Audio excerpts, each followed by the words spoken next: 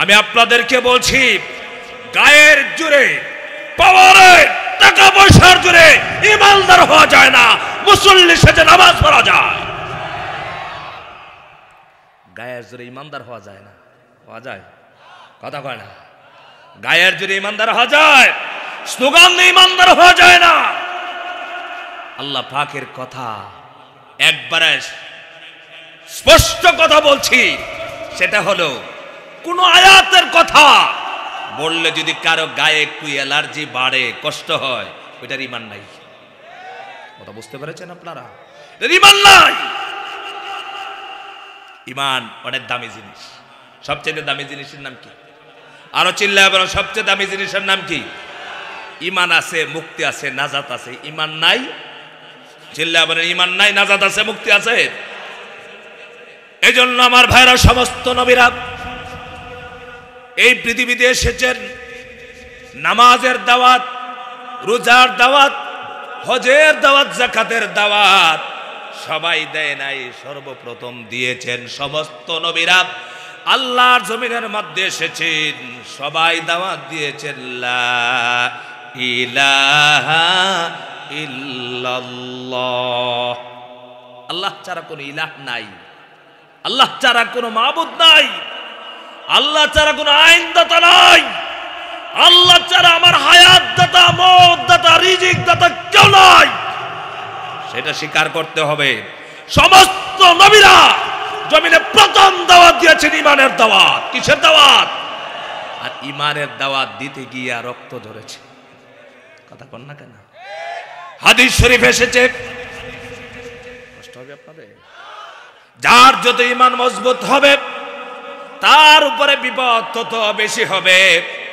মুনাফিক মার্কা ঈমানদার হলে পরে তার কোনো বিপদ নাই, মুসিবত নাই। আপনারা বলেন, এই পৃথিবীতে সবচাইতে মহামানব, যার মর্যাদা, যার সম্মান আল্লাহর পরেই সবচাইতে মর্যাদা যার বেশি, তিনি হলেন মুহাম্মাদুর রাসূলুল্লাহ সাল্লাল্লাহু আলাইহি ওয়াসাল্লাম।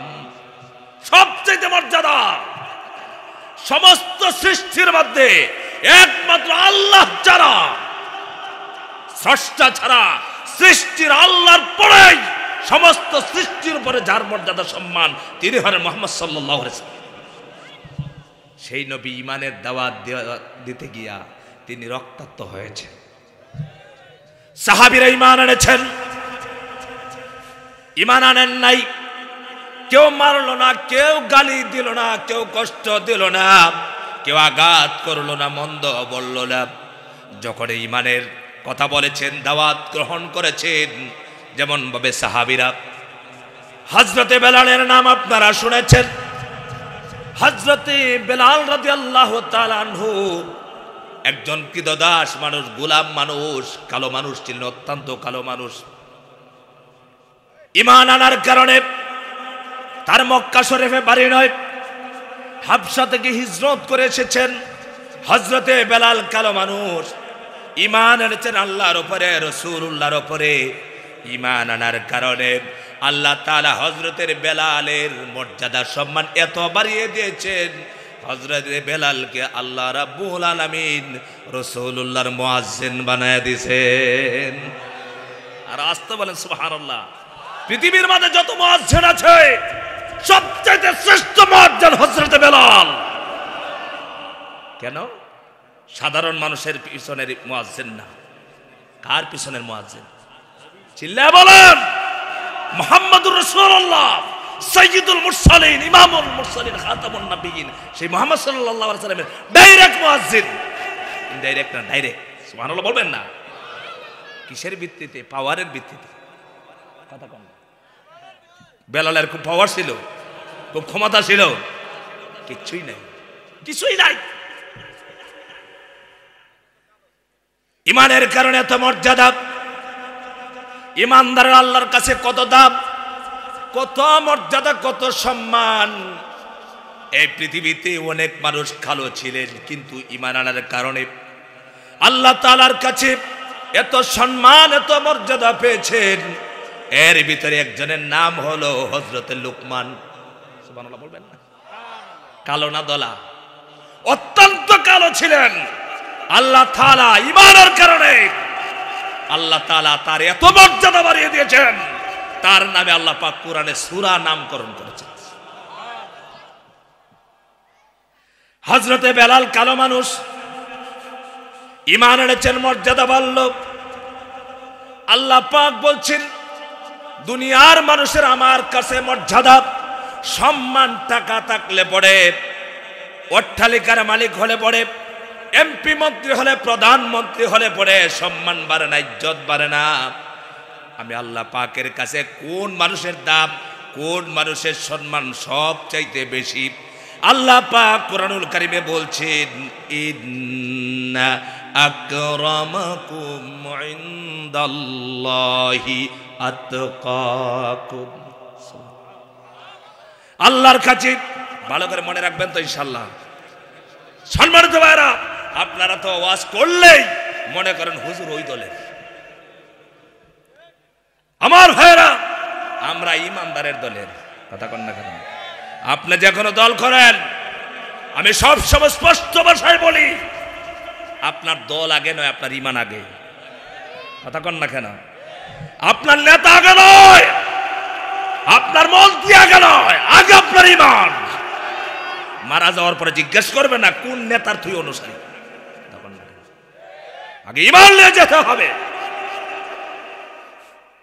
আল্লাহ পাক বলছে টাকা থাকলে, পয়সা থাকলে, কোন গোষ্ঠীর কারণে, চেহারার কারণে মর্যাদা বাড়ে না, শিক্ষার কারণে নয়। আল্লাহ পাক বলছেন আমার কাছে ওই মানুষটা সব চাইতে দামি, সম্মানিত, যে মানুষটা সব চাইতে তাকওয়াবান। তাকওয়াবান কারা হয়? বেঈমান না ঈমানদার? তাকওয়াবান হয়। বেঈমান কোন তাকওয়াবান হয়? যারা মানুষের সম্পদ আত্মসাৎ করে, যারা মানুষকে অত্যাচার করে, যারা মানুষকে জুলুম করে, মানুষকে যারা অনর্থক ফাঁসি দেয়, যারা কোরআনের দায়ীদেরকে হত্যা করে, তারা কখনো মুমিন হতে পারে না।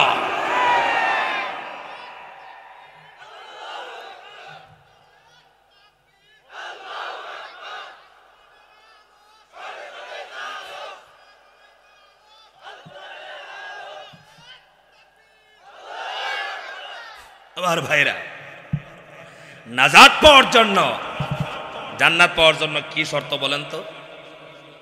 কয়েকজনে বলছেন বাকির আর দরকার নাই, না মন চাই জিন্দেগি করলে জান্নাত পাওয়া যাবে। জান্নাত পাওয়া যাবে বলেন না কেন? আপনারা মুখ লাগান কেন? কথা বলেন, জান্নাত পাওয়া যাবে। নিয়াত করছেন হুজুর আপনি আসছেন, হাদিয়া আপনি নিবেন, আপনি চিল্লান। এই জন্যই মুসলমানদেরকে পিড়াইছে 16 বছর। আমরা যদি মুসলমান হতে পারতাম, আমরা যদি আসলে প্রকৃত ইমানদার হতে পারতাম, বাংলাদেশে 95% মুসলমানের দেশে কোরআনের পাখিটাকে হত্যা করতে পারে না।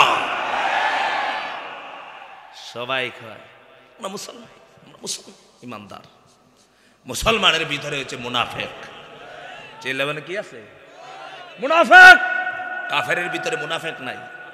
আমরা এই আলোচনাটা অনেক আলোচনায় থাকে। হিন্দুর মধ্যে কোনো মুনাফেক নাই। মুনাফেক যা আছে সবগুলি কোথায়? কথা কয় না।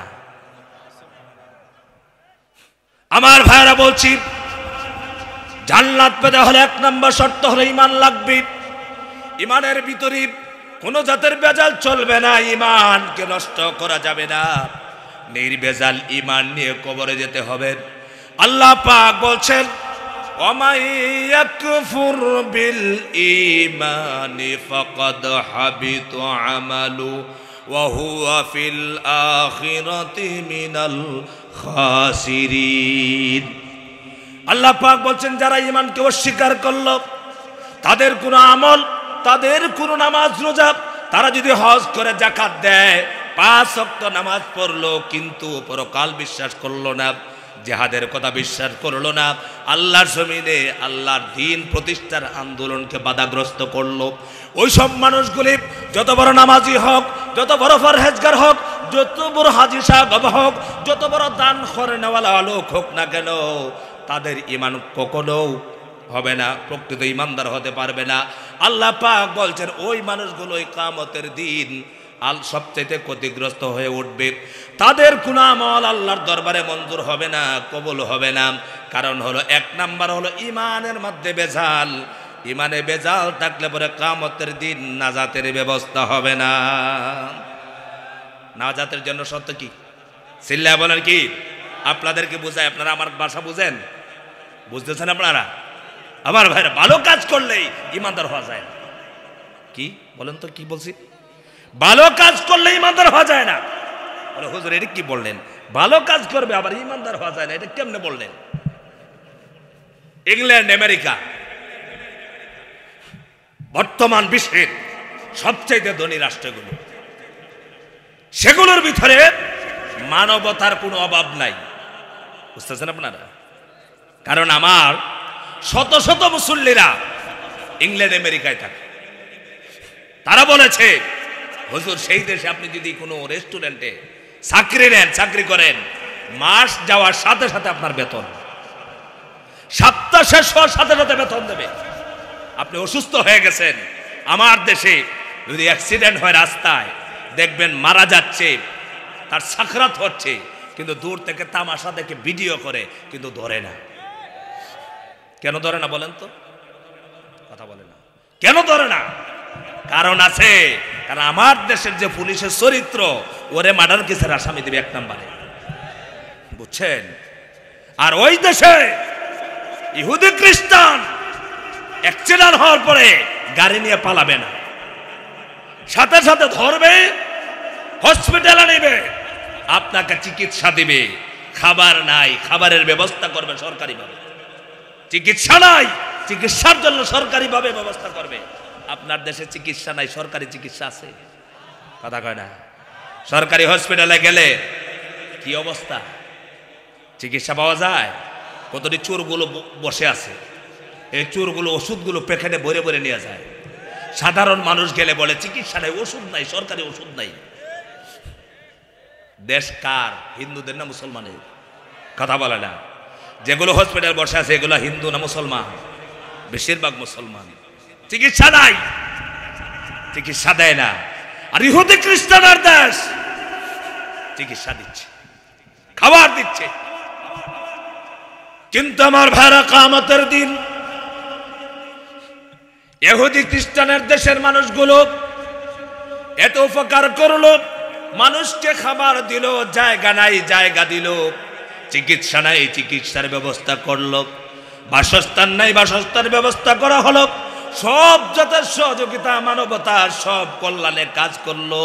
কিন্তু কিয়ামতের দিন তারা কিন্তু জান্নাতে যেতে পারবে না। না পারবে? কথা কন না কেন? পারবে? জান্নাতে যেতে পারবে না। কারণ একটাই, কারণ হলো তারা আল্লাহ পাকের প্রতি ঈমান নাই, পরকালে বিশ্বাস করে না।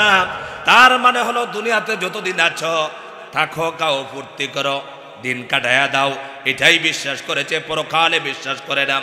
ঈমানদারদের জন্য 1 নম্বর শর্ত হলো আমানতু বিল্লাহি ওয়া মালাইকাতিহি ওয়া কুতুবিহি ওয়া রুসুলিহি ওয়াল ইয়াউমিল আখির ওয়াল কদরি খাইরিহি ওয়া শাররিহি মিনাল্লাহি তাআলা ওয়াল বা'সি বাদাল মাউত।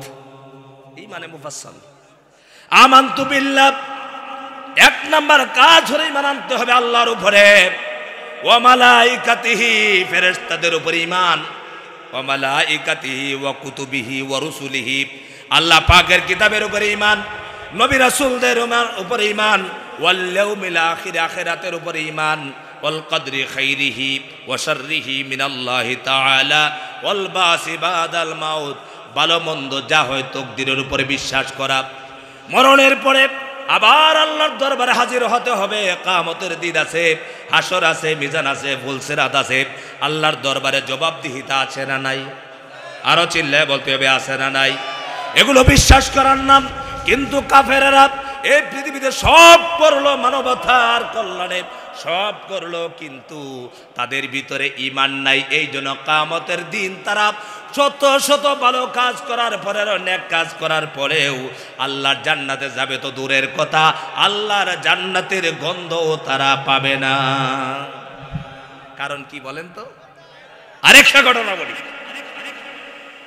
আমাদের দেশে আপনারা রাগ করতেছেন কথায়, আপনার বাজারের টয়লেটে গেছেন, কেউ বাজারের টয়লেট গেছে, এই ট্রেনের টয়লেট ওগুলাতে গেছেন আপনারা? দেখবেন, আচ্ছা যাক, আমাদের দেশে দেখবেন মাঝে মাঝে রাস্তায় পায়খানা করে, এমন আছে আছে না? বাজারের টয়লেট যেগুলো, ওগুলোতে যে টয়লেট করে, ওগুলো আমাদের দেশের গরু ছাগলে করে না, মানুষে করে। কিন্তু যাওয়া যায়, কথা বলেন, যাওয়া যায়? যাওয়া যায়। আমি কয়েক বছর আগে পত্রিকাতে পড়লাম, হেডলাইন আসলো, আপনি কি প্রেসিডেন্ট নাকি? হেডলাইন কি, আপনি কি প্রেসিডেন্ট নাকি? তো আমি ভাবলাম, হেডলাইনে মোটা করে লেখা আছে আপনি কি প্রেসিডেন্ট নাকি? তো আমি ভাবলাম একটু কলামটা পড়ি। একজন বিশিষ্ট সাংবাদিক লিখছেন, ইংল্যান্ডের একজন প্রেসিডেন্ট যাচ্ছেন কি দিয়া? রেল দিয়ে। কি দিয়া যাচ্ছেন? কথা কন না কেন? আর আমার দেশের চৌকিদার যায় কি দিয়া? প্যারাডো দেয়া। এটা বললে ভুল হবে না, কারণ আমাদের সাবেক প্রধানমন্ত্রীর পিএস কত টাকার মালিক নাকি? কিসের কি না 400 টাকার মালিক, কি ড্রাইভার না কি কি দারোয়ান ড্রাইভার কত কোটি টাকার মালিক? একটা ফেরাডো গাড়ির দাম কয়শো কোটি টাকা। একজন প্রেসিডেন্ট, তাদের ভালো দিকগুলো বলছি ইমানের গুরুত্ব বোঝানোর জন্য, বুঝতেছেন আপনারা? না শুধু মজা নিচ্ছেন কোনটা? একজন প্রেসিডেন্টকে সাংবাদিক দেখে দাঁড়িয়ে আছে টয়লেটের সামনে, জিজ্ঞেস করছেন আপনি প্রেসিডেন্ট নাকি? মানে সে হতভম্ব হয়ে গেল, আসলে কি আমি ঠিক দেখতেছি না ভুল দেখতেছি? তো জিজ্ঞেস করলেন আপনি প্রেসিডেন্ট নাকি? তিনি বললেন হ্যাঁ আমি সাবেক প্রেসিডেন্ট। কি সাবেক প্রেসিডেন্ট? বললো স্যার আপনি এখানে দাঁড়ায় আছেন কেন? তিনি বললেন আমি দাঁড়ায় আছি, আমি টয়লেট করেছি। কিন্তু টয়লেট গাড়ির দাঁড়ানো অবস্থায় সেই দেশের আইনে নিষেধ, ছাড়া আপনি পরিচ্ছন্ন করতে পারবেন না, ছাড়ার পরে করবেন। আমি এই জন্য দাঁড়ায় আছি, আমি ওই সাধারণ ট্রেনে যাতায়াত করতেছি, আর আমি যাতে আমার জন্য আরেকজন মানুষ কষ্ট না পায় এই টয়লেট পরিচ্ছন্ন করার জন্য আমি দাঁড়ায় আছি। আর মুসলমান ইমানদার দাবি করে বাথরুম কি করে আসে? কথা বলেন না, কথাগুলি বুঝতেছেন আপনারা? আমার ভাইরা, এত মানবতা, এত বুঝলো মানুষের কল্যাণে, এত ভালো ভালো কাজ করলো, কিন্তু ইমান নাই। ইমান না থাকার কারণে কিয়ামতের দিন আল্লাহর দরবারে তারা নাজাত পাবে না। আল্লাহ পাক কাদের জন্য জান্নাত তৈরি করে রেখেছেন?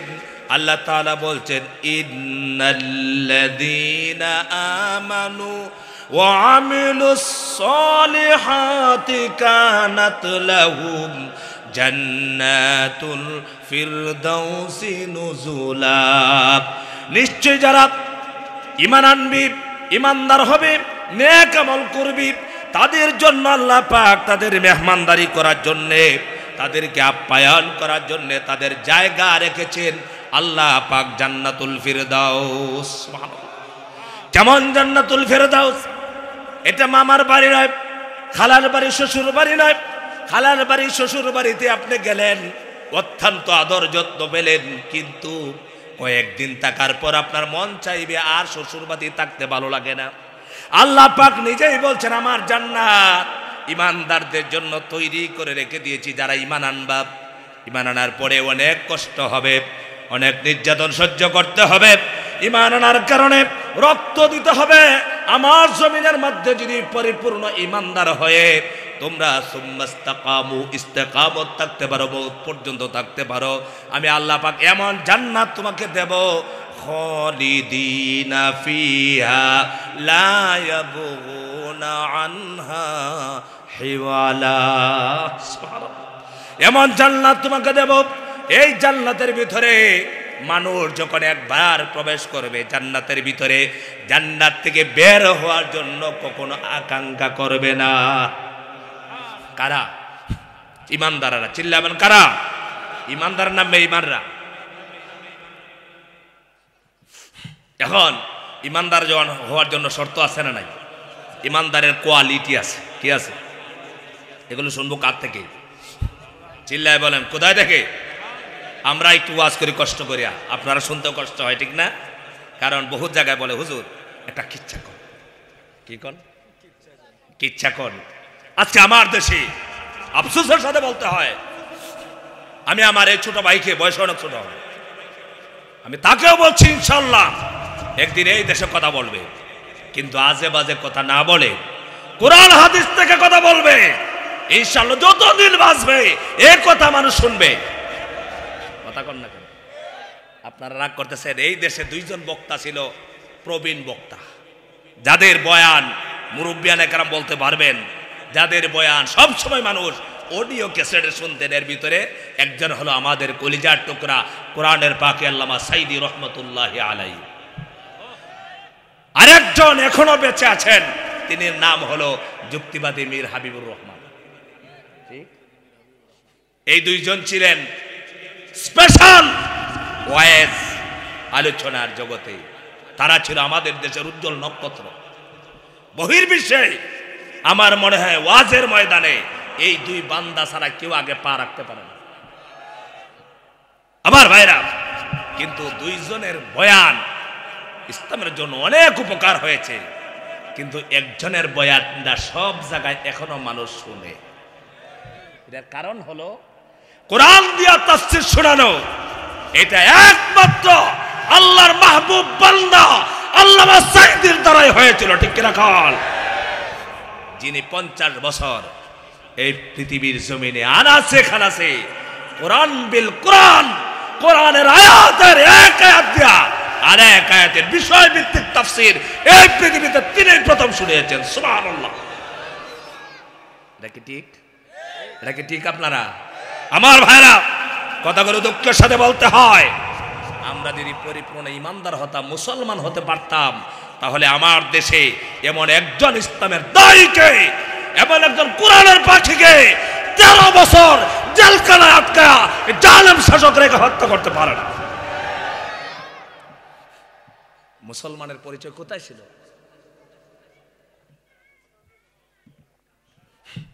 এই কথা করে বলতে হয়। আপনারা বলবেন সাইদের কথা বলে কেন? কিন্তু সাইদি সাহেব কোন দলের নেতা হিসেবে জনপ্রিয় ছিলেন না। সবচাইতে জনপ্রিয় ছিলেন আল্লাহর কোরআনের জন্য।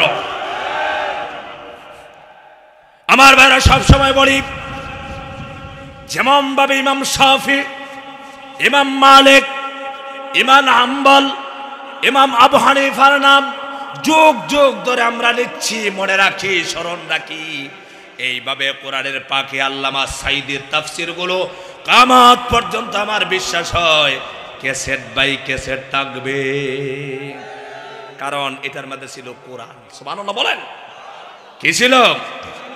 এই কোরআনের কথা বলার কারণে, হক কথা বলার কারণে, আল্লাহর জমিনে আল্লাহর দ্বীন বাস্তবায়ন করার জন্য তিনি আন্দোলন করেছিলেন, সংগ্রাম করেছিলেন। আল্লামা সাইদি, আহারে, এখানে আপনার এলাকায় হিন্দু ভাইরা আছে না নাই? আরো চিল্লায় বলতে হবে, আছে না নাই? আল্লামা সাইদি রহমতুল্লাহি আলাইহি কোরআনের পাখি, তিনি ছিলেন একজন কোরআনের দাঈ। তার এলাকার মধ্যে তিনি সংসদ নির্বাচিত হয়েছিলেন। তার সাক্ষাৎকারে সাংবাদিকরা যখন গেলেন, সাংবাদিকদের প্রশ্নের জবাবে মুসলমানেরা নয়, হিন্দুরা বলেছিলেন, আল্লামা সাইদি রহমতুল্লাহি আলাইহি যখন আমার এলাকার মধ্যে সংসদ সদস্য ছিলেন, আল্লামা সাইদির সময় আমরা যেন মায়ের পেটের মধ্যে বসবাস করেছিলাম। একমাত্র কারণ ছিল সাইদি রহমতুল্লাহি আলাইহি তিনি হিংসুক ছিলেন না। দুনিয়ার বর্তমান যে হিংসার রাজনীতি, সেই হিংসার রাজনীতি সাইদি করতেন না। সাইদি রহমতুল্লাহি আলাইহি আল্লাহর কোরআনের রাজনীতি করেছিলেন। যে কোরআন দিয়ে রাষ্ট্র পরিচালনা করার জন্য আন্দোলন করা প্রতিটা মুসলমানের উপরে ফরজ। আপনারা কি কোরআনের আন্দোলন করতে চান? কারা কারা চান হাত তুলে দেখা দাও।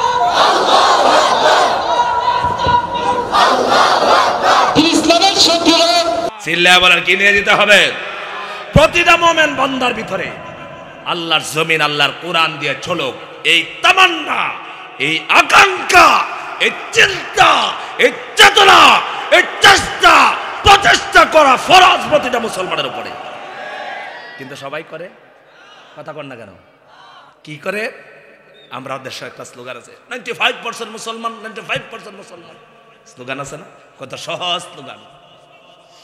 কোন মুসলমান কোনোদিন কোরআন দেওয়ার রাষ্ট্র চলুক না, এটা কি চায়? কিন্তু আমার দেশে কি দেখছি, যারা কোরআনের কথা বলেছে তাদেরকে জেলখানায় ঢুকাইছে। কয়েকদিন আগে আমাকে চাপাই নবাবগঞ্জে একটা ছাত্র শিবিরের ছেলে, আচ্ছা এই কথাটা মুখে এসে গেছে, বলবো? আপনারা রাগ করবেন না, এই জিনিসটা আমি পরিষ্কার করার জন্য বলছি। আমাদের দেশে ছাত্র শিবিরের বিরুদ্ধে একটা অভিযোগ আছে। অভিযোগটা কি? কথা কোন তো? রক কাঠা। কি কি অভিযোগ? রক কাঠা। ছাত্র শিবিরের বিরুদ্ধে অভিযোগ, এরা রক কেটে ফেলে। তার মানে আপনার একবারে সাদা দিলে একটা জবাব দেন, আপনার এলাকায় কয়টা ছাত্র শিবিরের ছেলে কয়টা মেয়ে দর্শন করেছে, কয়টা মানুষের সম্পদ লুট করেছে, আর কয়টা মানুষের রোগ করেছে বলেন আপনারা? আছে? এইগুলাকে ওই কুখ্যাত সংগঠনগুলো একটা আদর্শিক সংগঠনকে নষ্ট করার জন্যে যে সংগঠনের ছেলেরা 5 ওয়াক্ত নামাজ আদায় করে, কয় ওয়াক্ত? কথা কন না, কয় ওয়াক্ত? 5 ওয়াক্ত নামাজ।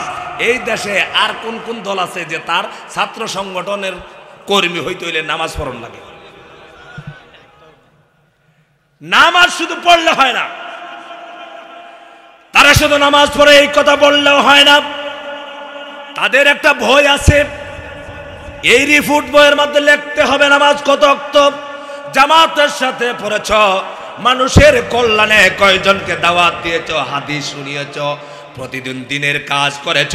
যারা দিনের কাজ করলো, যারা কোরআনের দাওয়াত দিল, যারা 5 ওয়াক্ত নামাজ আদায় করলো, তাদেরকে এই দেশে কিছু নাস্তিক, মুরতাদ, বেঈমানেরা, বেঈমানদের দোসরেরা, কাফেরদের পা চাটা গোলামেরা এই সংগঠনকে জঙ্গি সংগঠন তহমত দিয়েছে।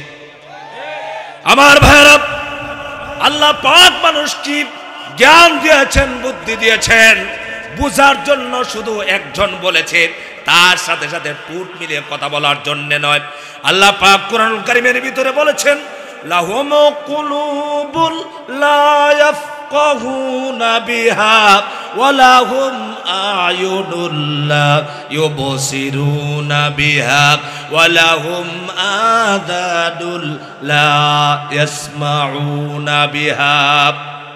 আল্লাহ পাক মানুষকে কলব দিয়েছেন, হৃদয় দিয়েছেন, অন্তঃকরণ দিয়েছেন বোঝার জন্যে কারা ভালো কারা খারাপ, কালো কল্যাণ চায়, কারা দেশের জন্য জাতির জন্য কল্যাণ চায়, কল্যাণে কাজ করে, এটা বোঝার জন্যে, ভালো জিনিস দেখার জন্যে, ভালো জিনিস শোনার জন্যে।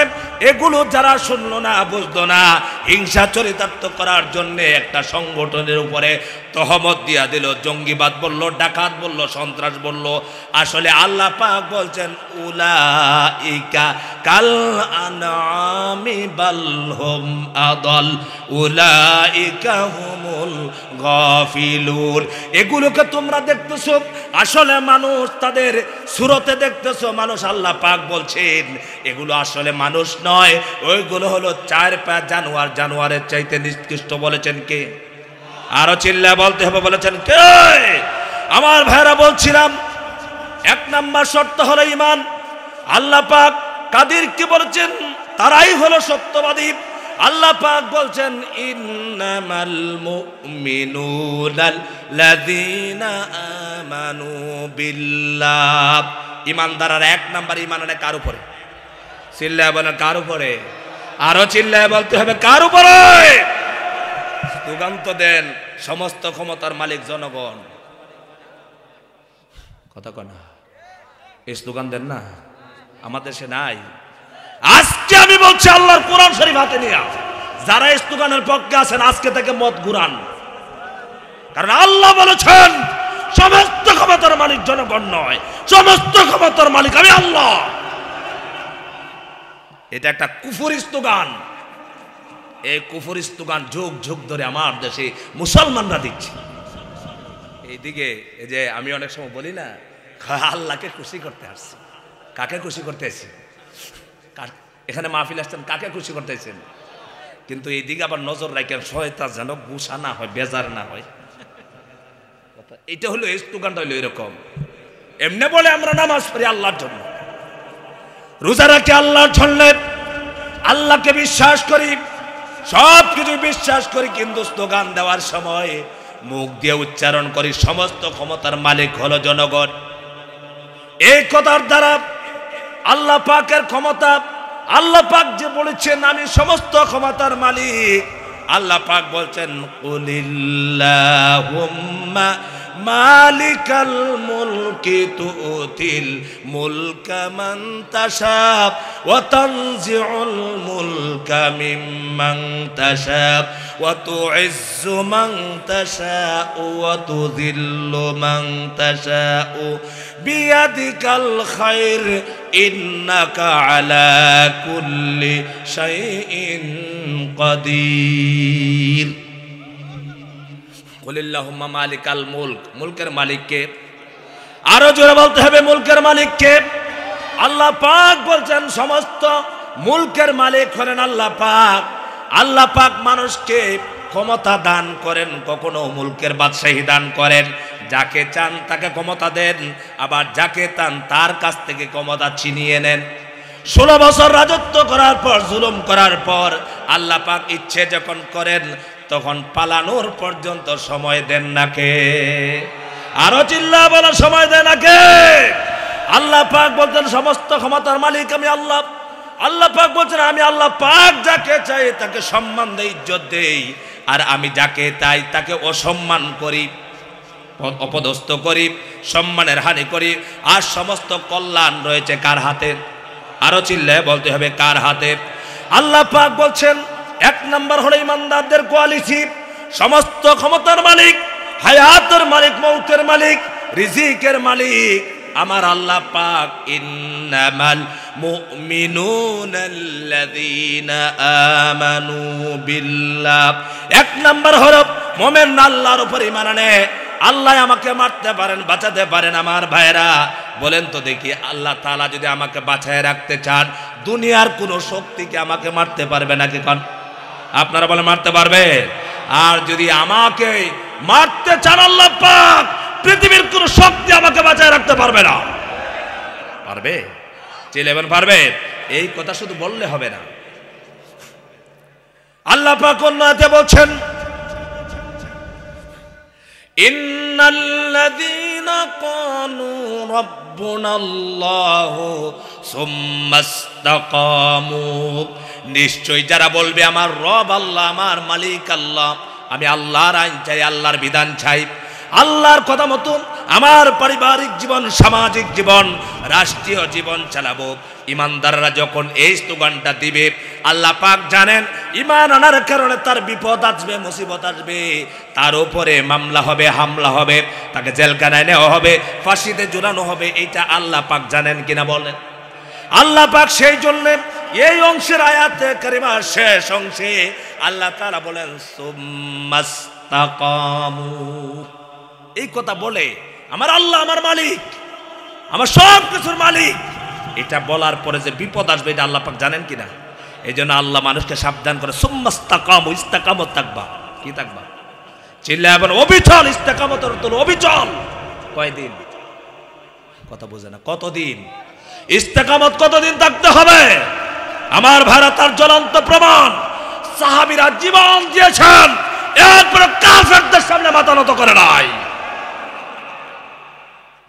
ইসলামী আন্দোলন শুরু হয়েছে, কিয়ামত পর্যন্ত ইসলামী আন্দোলন চলবে।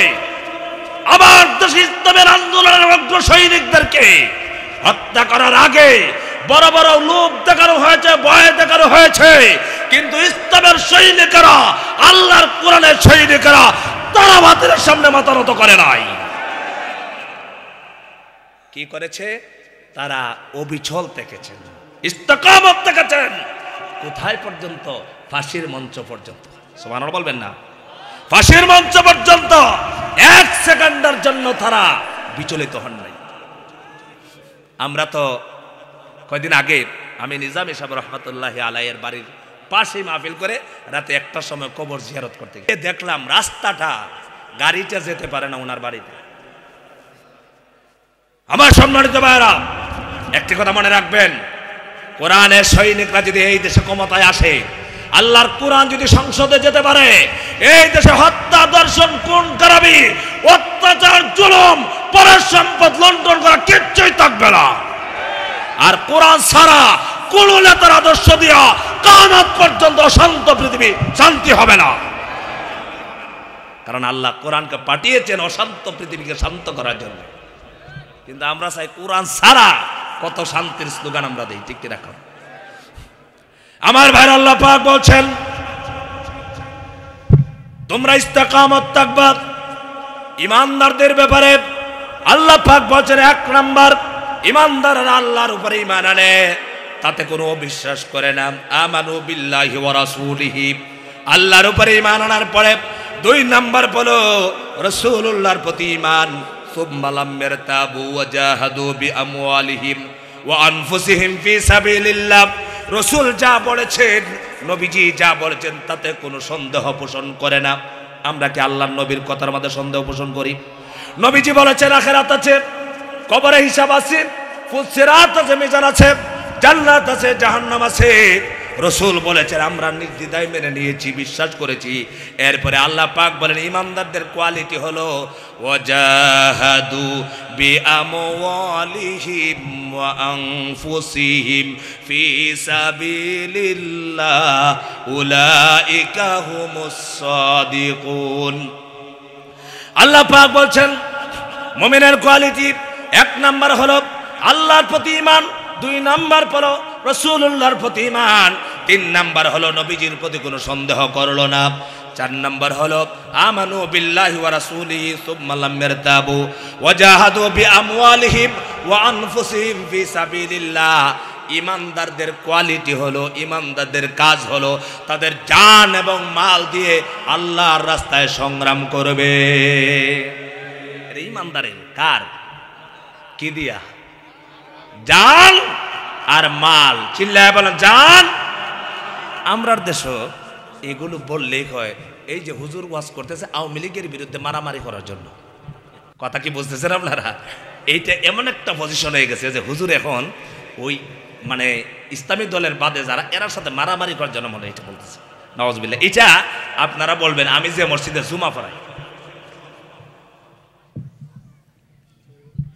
আমার মসজিদের মুসল্লিরা এই ওয়াজটা করলে আমি নিজে দেখতে পাই চেহারাগুলো কালো হয়ে যাচ্ছে।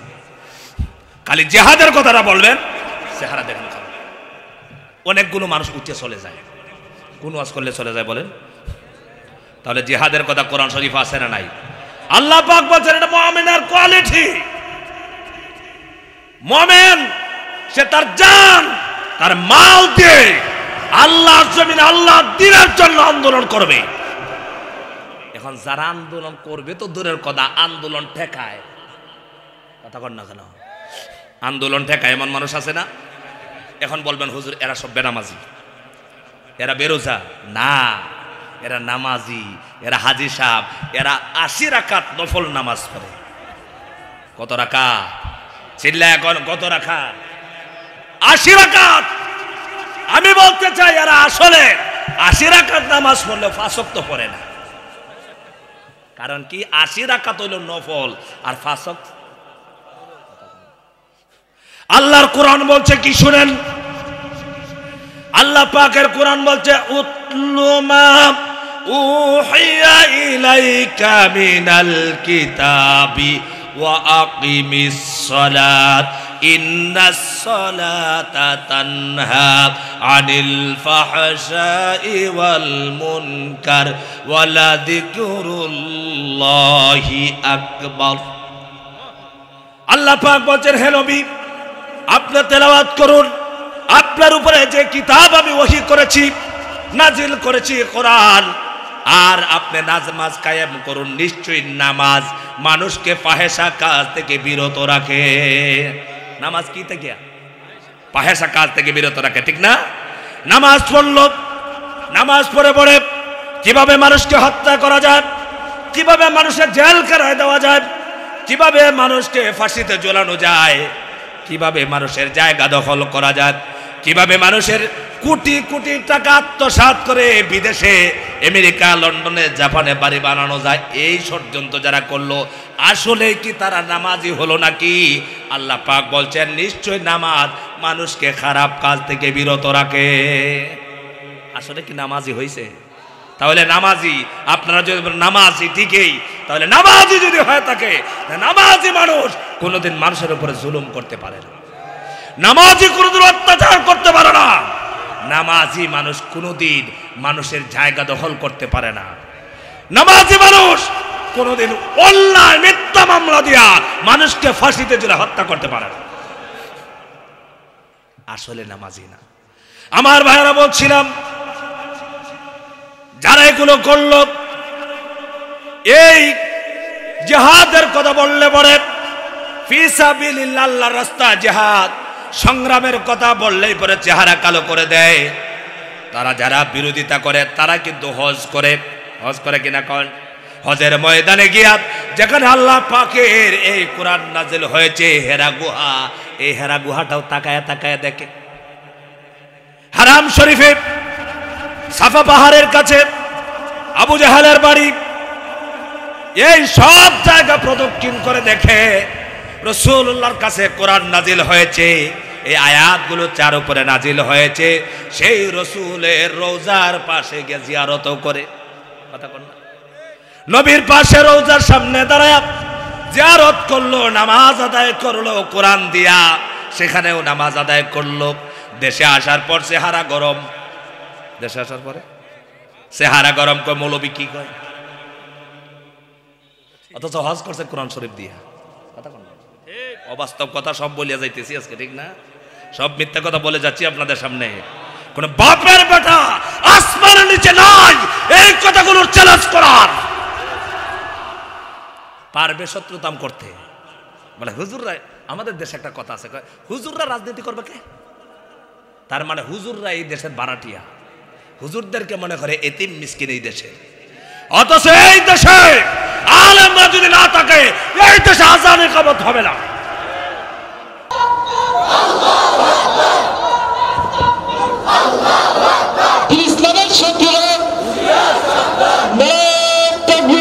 আবার বলছে হুজুর আপনি জানেন না, নবীজি বলেছেন যারা প্রতি ফরজ নামাজের পরে কোরআনুল কারীমের ভিতরে আয়াতুল কুরসি আছে, আয়াতুল কুরসি যারা তেলাওয়াত করবে ফরজ নামাজের পর, তার মৃত্যু ছাড়া জান্নাতে যাওয়ার আর কোনো বাধা নাই। আমি বললাম সাব্বাস বেটা, কত সহজ ওয়াজ। আমি বলতে চাই আমার রাসূলের চাইতে সাহাবায়ে কেরামের চাইতে বর্তমানের কোন মুসল্লিকে বেশি ফরহেজগার হতে পেরেছে? আমার নবীজি কি কখনো বলেছেন ও সাহাবীরা যুদ্ধের ময়দানে যাওয়ার দরকার নাই, জিহাদ করার দরকার নাই, কাফেরদের সম্মুখে যাওয়ার দরকার নাই, জীবন দেওয়ার দরকার নাই, এ সন্তানকে এতিম করার দরকার নাই, বউকে বিধবা করার দরকার নাই, মা বাবাকে সন্তান হারা বানানোর দরকার নাই, মসজিদে নববীর মধ্যে বসো আর সকাল বিকাল শুধু জিকির করো সুবহানাল্লাহ সুবহানাল্লাহ? এই কথা বলছেন? কথা বলেন, বলছেন? বরঞ্চ বলেছেন নামাজের সময় নামাজ, রোজার সময় রোজা, হজের সময় হজ, যাকাতের সময় যাকাত, জিকিরের সময় জিকির। যখন বাতিল শক্তি আল্লাহর জমিন থেকে আল্লাহর দ্বীনকে, কোরআনকে মিটাতে চাইবে, প্রতিটা মুসলমানের উপরে জিহাদের ময়দানে ঝাঁপিয়ে পড়া ফরজ হয়ে যায়। কারা কারা প্রয়োজন হলে আল্লাহর জমিনে জীবন দিতে রাজি আছে? তৈরি। অথচ নবীজি বলেছেন এই আকাঙ্ক্ষা যার ভিতরে নাই সে মুনাফিক হয়ে মারা যায়। খবর আছে? এখন বলবেন হুজুর আমরা তো জিহাদ নাই কিন্তু মরছে। হাদিস শরীফ এসেছে, আকাঙ্ক্ষা রেখেছেন, নিয়ত রেখেছেন আল্লাহর জমিনে যদি কখনো আল্লাহর দ্বীনের জন্য, কোরআনের জন্য জীবন দিতে হয়, আমি আল্লাহর জন্য, কোরআনের জন্য জীবন দিব, নিয়ত রেখেছেন। যদি আপনি বয়স হয়ে মারা যান, আপনি যদি অসুস্থ হয়ে মারা যান, পেট ব্যথায় মারা যান, ডায়রিয়ায় মারা যান, আল্লাহ রাব্বুল আলামিন আপনাকে শাহাদাতের মওত নসিব করে দিবেন। নিয়ত থাকতে হবে কি? জিহাদের। তাহলে জিহাদের কথা শুনলে মেজাজ গরম হবে? জিহাদের কথা শুনলে মেজাজ গরম হবে? আল্লাহ তাআলা কি বলেছেন ইমানদারদের ব্যাপারে? বলছেন আল্লাযীনা আমানু ইউকাতিলুনা ফি সাবিলিল্লাহ ওয়াল্লাযীনা কাফারু ইউকাতিলুনা ফি সাবিলিত তাগুত। যারা ঈমানদার মুমিন, যারা আল্লাহকে বিশ্বাস করে, পরকালে বিশ্বাসী, তারা লড়াই করে, সংগ্রাম করে কার পথে? চিল্লায়া বলেন, কার রাস্তায় সংগ্রাম করবে? লড়াই করবে, সংগ্রাম করে জীবন দিবে। আর কাফের যারা, বেঈমান যারা, অবিশ্বাসী যারা, তারা তাগুতের পক্ষে সংগ্রাম করবে। কাফেরদের দিন কি, তাদের ধর্মকে বাস্তবায়ন করার জন্য চেষ্টা করবে। আমার ভাইরা, আজকে তাম পৃথিবীতে কাফের, বেঈমান, মুসলিম আর অমুসলিমদের দ্বন্দ্ব আছে না নাই? চিল্লায়া বলতে হবে, আছে না নাই? মুসলমান এমন মুসলমান, মোমেন এমন বান্দা হতে হবে, মোমেনের বান্দার তার জান মাল বলতে কিচ্ছু নাই, সব কিছু আল্লাহর কাছে দেওয়া আছে। আমার ভাইরা, প্রত্যেকটা মানুষের ভিতরে আকাঙ্ক্ষা লাগবে, তামান্না লাগবে, আমি একজন মোমেন, আমি একজন ইমানদার, আমার মরণ আছে, হাসর আছে, মিজান আছে, ফুলসেরাত আছে, আমার কবরে জবাবদিহিতা আছে, ইমান আছে, কবরে নাজাত আছে। ইমান নাই, কবরে নাজাত পাওয়া যাবে? কথা কর, নাজাত পাওয়া যাবে নাকি? এই জন্য আমার ভাইরা, ইমানকে কোনো কোম্পানির থেকে কেনা যায় না, কোথাও গিয়ে ঠিক করা যায় না। ইমান হলো যার যার ব্যাপার। ইমান আছে, নাজাত পাওয়া যাবে। ইমান যদি না থাকে, আমি যত বড় দলের নেতা হই, কর্মী হই, কিয়ামতের দিন আল্লাহ কিন্তু নাজাত দিবেন না। দিবেন? রাসূলুল্লাহর চাচা আবু তালেব, নাম কি? আবু তালেব কোনদিন রাসূলুল্লাহর বিরোধিতা করে নাই। সুবহানাল্লাহ বলবেন না? একদিনও বিরোধিতা করে নাই, পক্ষে কথা বলেছে। আমাদের দেশে যে হিন্দুরা আছে, বহুত হিন্দুরা আছে, দেখবেন মুসলমানের পক্ষে কথা বলে। কথা কয় না, মিথ্যা কথা বলছি নাকি? হিন্দুরার ইসকন যে সন্ত্রাসী কর্মকাণ্ড চালিয়েছে, হিন্দু ভাইয়েরা অনেকেই ইসকনের বিরুদ্ধে কথা বলেছে, বলে নাই? এরকম আছে না নাই? কিন্তু হিন্দু ভাইয়ের মধ্যে যারা ভালো, যারা মুসলমানদেরকে সাপোর্ট করে, তারা শুধু ঈমান আনলেই তারা জান্নাত। কথা কন না কেন? ঈমান আনলে কোথায় জান্নাত? আবু তালেব রাসূলুল্লাহর চাচা, সারা জীবন বড় রাসূলুল্লাহর খেদমত করেছেন, রাসূলুল্লাহর পক্ষে কথা বলেছেন। নবীজিকে কাফেরেরা 3 বছরের জন্য জেলখানায় ঢুকিয়ে দিয়েছেন, শিয়াবে আবু তালেবের ভিতরে। আল্লাহ নবী চাচা সঙ্গে সঙ্গে বলেছেন, মুহাম্মদ তুমি জেলখানার ভিতরে আছো, আমি চাচাও তোমার সাথে জেলখানার ভিতরে থাকবো। কত বছর? 3 বছর। 3 বছর নবীজির সাথে জেল কাটছেন চাচা আবু তালেব। ঈমান নাই কি নাই? সারা জীবন বড় ইসলামের পক্ষে কথা বলেছেন, বিরোধিতা করে নাই। নবীজিকে বলেছেন, মুহাম্মদ আমার ভাতিজা, তোমার ইসলামের দাওয়াত তুমি দিয়েই যাও। রাসূলুল্লাহর চাচা আবু তালেব যতদিন পৃথিবীতে ছিলেন, রাসূলুল্লাহকে কেউ সামনাসামনি আঘাত করার সাহস পায় নাই।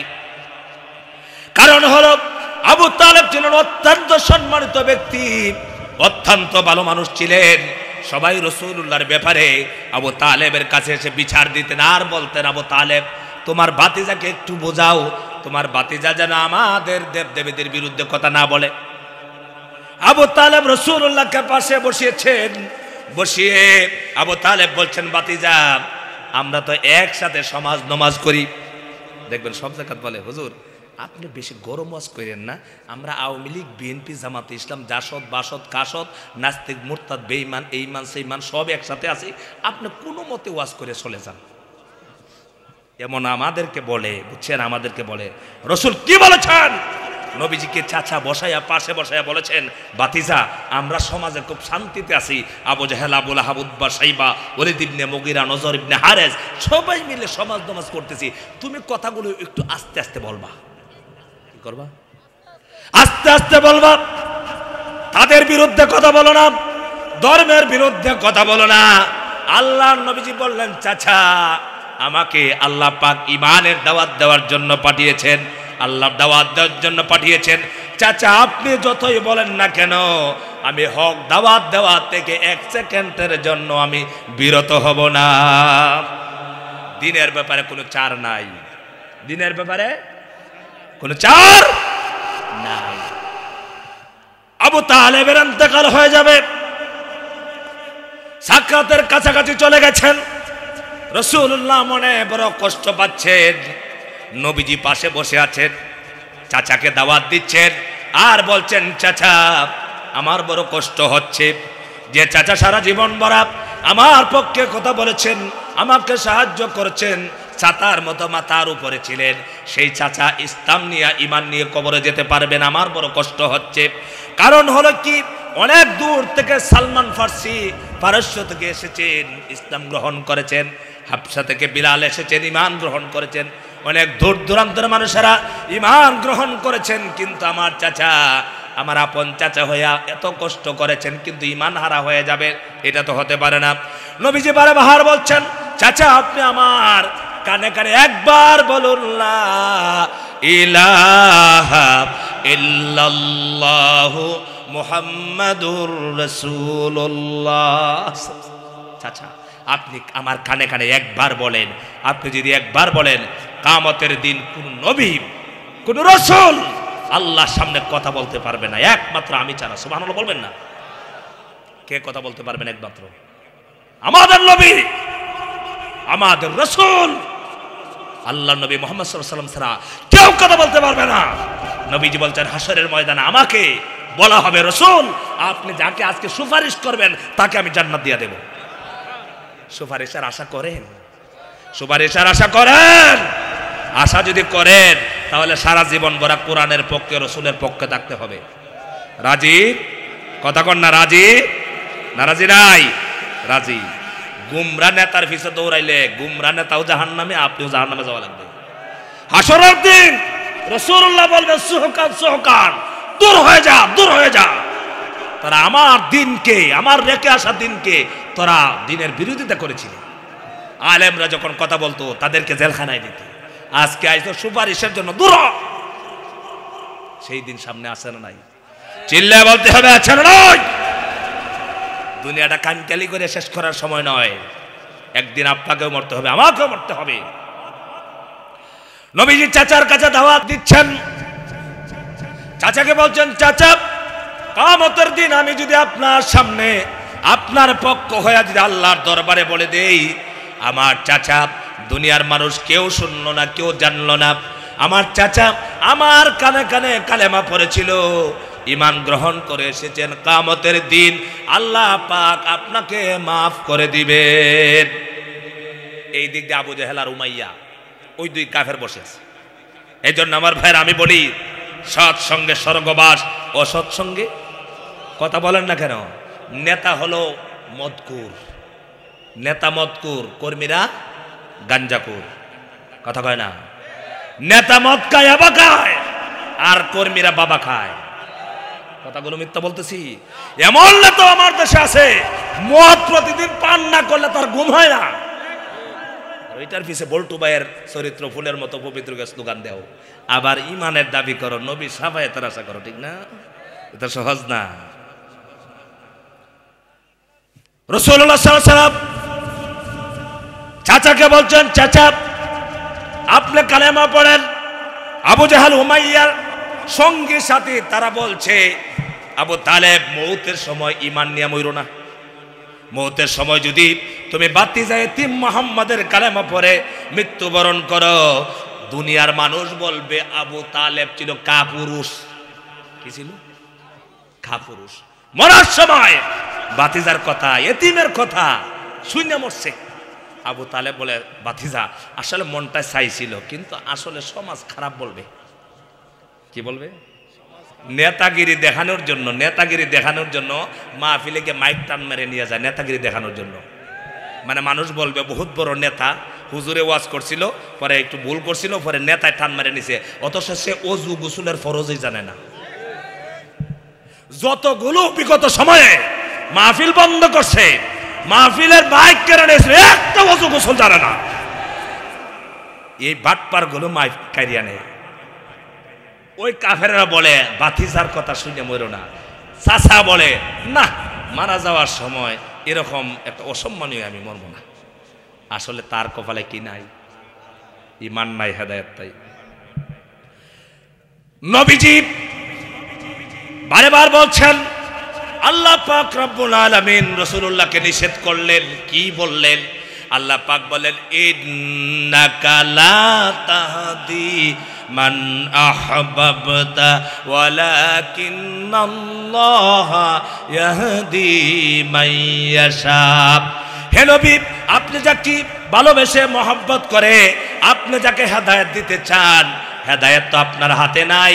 আপনার চাচা হেদায়েত পাবে না, হেদায়েত কার হাতে? আরো চিল্লায় বলতে হবে, হেদায়েত কার হাতে? হেদায়েত হলো আমার হাতে। আমি আবু তালেবকে হেদায়েত দিলাম না।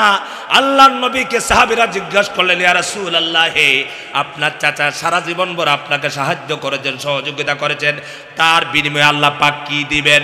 আল্লাহর হাবিব বলেছেন, কিয়ামতের দিন জাহান্নামের ভিতরে আমার চাচা যখন পৌঁছে যাবে, আল্লাহ পাক জাহান্নামীদের ভিতরে সবচাইতে জাহান্নামীদের ভিতরে যার কম শাস্তি হবে তিনি হলেন আমার চাচা আবু তালেব। আমার চাচার সবচেয়ে কম শাস্তি হবে।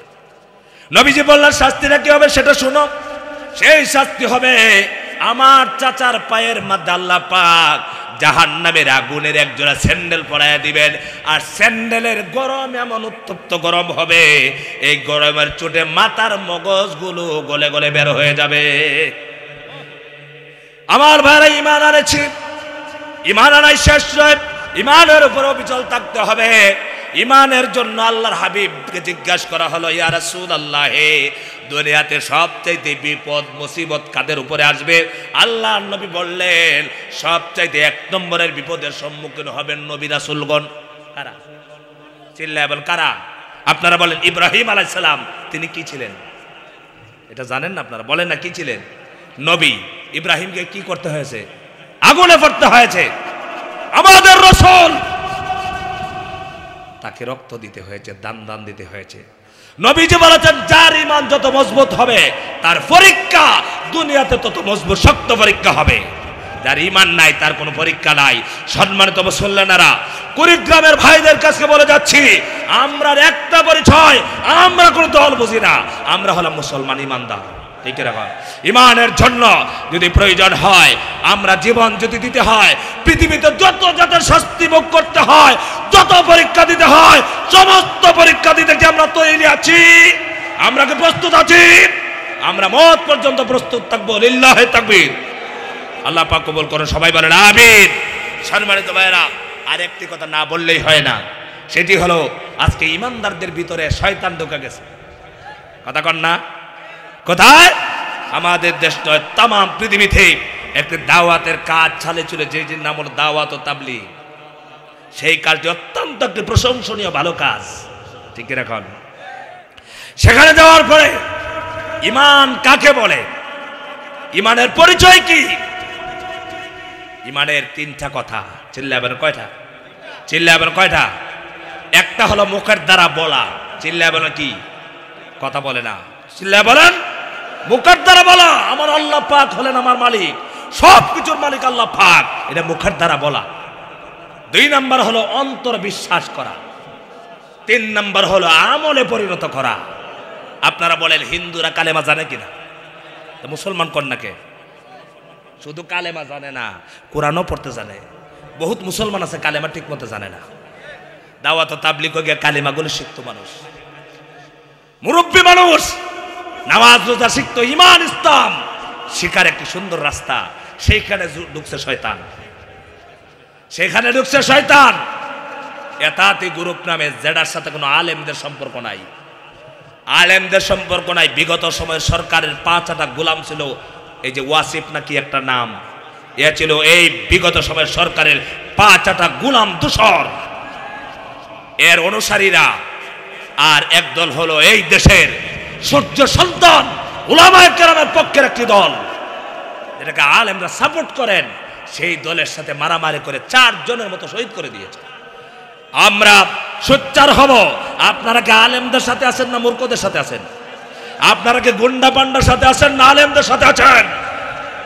আলেমদের সাথে আমরা থাকতে চাই। কোন ইয়াতাতি সন্ত্রাসী যেন মাথা চারা দিয়ে না উঠতে পারে। ঠিক কি রাখান? কারণ আলেমদের সাথে থাকতে হবে। এই ভাইরা, বউ সারা দিলে বুঝেন, আপনারা এলাকায় বউ তালাক হয়, পরে আপনারা কি ফতোয়ার জন্য চেয়ারম্যান সাহেব, মেম্বার, এমপির কাছে যান? কার কাছে যান? কেন আলেমের কাছে যাবেন কেন? আলেমের সাথে তো পাওয়ারফুল হইল মন্ত্রী, তো মন্ত্রীদের না কেন ফতোয়া? কথা কন না কেন? নামাজে ভুল করছেন, ফতোয়া কাকে জিজ্ঞেস করেন? বিয়ে পড়ানোর সময় খুতবা ইমাম সাহেব দেয়, হুজুরে দেন, আর কেউ দেয়? মারা যাওয়ার পরে মা বাবার জন্য দোয়াটা কারিতে করান? কবর জিয়ারতে গিয়া কাকে বলেন দোয়া করার জন্য?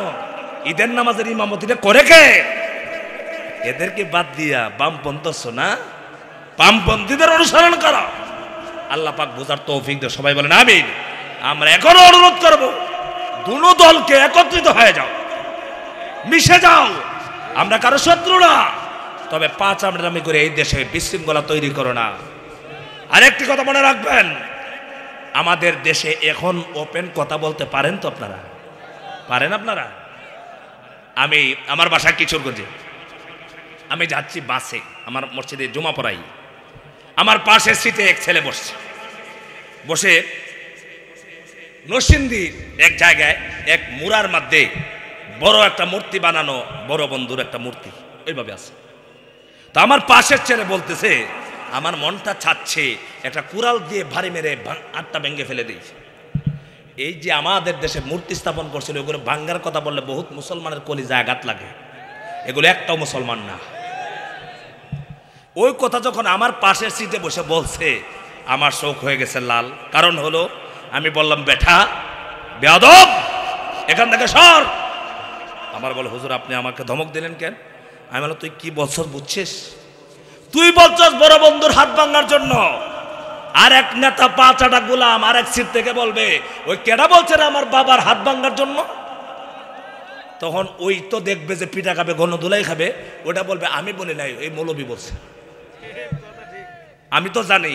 আর ওরা না দইরা ধরবে, আমাকে ধরে পিঠাবে, গণধুলাই দিবে, বলবে মৌলবী সারা মূর্তির বিরুদ্ধে কেউ বলবে না। এই অবস্থা ছিল আমার দেশের। আমরা বের হলে টুপি কুলে ব্যাগে নিয়ে চলতে হতো। এগুলা বলন লাগে, আপনারা তো বলেন এগুলো পছন্দ করেন না। এই পরিস্থিতিতে আমরা ছিলাম। আল্লাহ দয়া করে, চিল্লায় বলেন কে? কোন মানুষের শক্তি বিশ্বাসী নয়, আল্লাহ পাক ইহসান করে, দয়া করে আমাদেরকে এরকম স্বাধীনভাবে কথা বলার সুযোগ করে দেন। চিল্লায় বলেন আলহামদুলিল্লাহ, আমিন। লাস্ট কথা হলো, আমরা দল মত নির্বিশেষে আমরা মারা গেলে আমাদের পরিচয় দিতে হবে আমি একজন ইমানদার। ঠিক কিনা বলেন? আমরা ইমান নিয়ে আছি, ইমান নিয়ে বাঁচতে চাই, ইমান নিয়ে মরতে চাই, ইমানদার হিসেবে কিয়ামতের ময়দানে উঠতে চাই। আমাদেরকে যতই ভয় দেখানো হোক না কেন, যতই বিপদ আসুক না কেন, মুসিবত আসুক না কেন, আমরা ইমান থেকে একটু পিছপা হব না ইনশাআল্লাহ। আল্লাহ পাক কবুল করুন। সবাই বলেন আমিন। আমি আপনাদের এখানে অনেক ক্লান্ত হয়ে এসেছি, অনেক ক্লান্ত মানুষ, প্রতিদিন 1000 কিলোমিটার জার্নি করি। আল্লাহ তাআলা এই উঁচু আওয়াজে কথাগুলো বলা অনেক কষ্ট হয়, এরপরে আপনাদের এখানে এসেছি। আল্লাহ তাআলার কোরআন থেকে কথাগুলো বলার জন্য চেষ্টা করেছি। আল্লাহ পাক আমরা সবাইকে ইমানদার হয়ে কবরে যাওয়ার তৌফিক দেন। সবাই বলেন আমিন। তাহলে আজকের সারমর্ম হলো ইমান। চিল্লাবার কি? সবচেয়ে দামি জিনিসের নাম বলেন। ইমান নাই নামাজ আছে, ওর দাম আছে। ইমান নাই রোজা রাখেন, ওর দাম আছে। ইমান নাই খুব নেক কাজ করেন, হসপিটাল বানাইছেন, ক্লিনিক বানাইছেন, রাস্তা বানাই দিয়েছেন, মানুষের ঘর বাড়ি বানাইছেন, কিন্তু ইমান ঠিক নাই, নাজাত পাওয়া যাবে? ইমানকে খাঁটি করতে হবে। ইমানের মধ্যে কোনো ভেজাল থাকতে পারবে না। সমস্ত ক্ষমতার মালিককে, সমস্ত ক্ষমতার মালিককে, চিল্লাবেন সমস্ত ক্ষমতার মালিককে। এটা বিশ্বাস করেন? এটার উপরে অবিচল থাকবেন তো ইনশাআল্লাহ। ফসল নষ্ট হয়ে গেছে, কে নষ্ট করেছেন? ফসল দিয়েছেন, কে দিয়েছেন? আগামীতে ইনশাআল্লাহ আমরা তো বহুত দিন দেখছি এই দেশে বহুতেই রাষ্ট্র চালাইছে, আমরা খুব খুশি হয়েছি আলহামদুলিল্লাহ। তবে আগামীতে এই বাংলাদেশে আমরা একটিবারের জন্য আল্লাহর কোরআনকে সংসদে পাঠাতে চাই। কারা কারা রাজি আছে হাত করে দেখায় দাও।